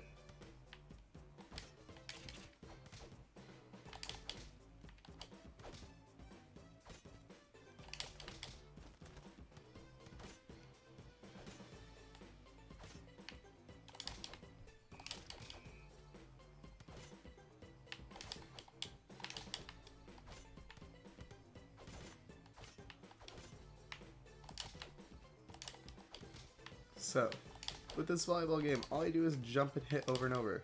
Kinda dumb.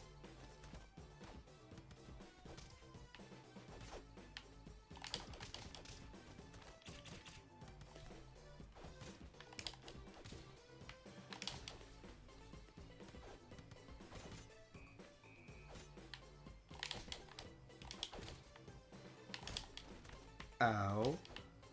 Is the one way I would describe that. Okay, that's it. We're done.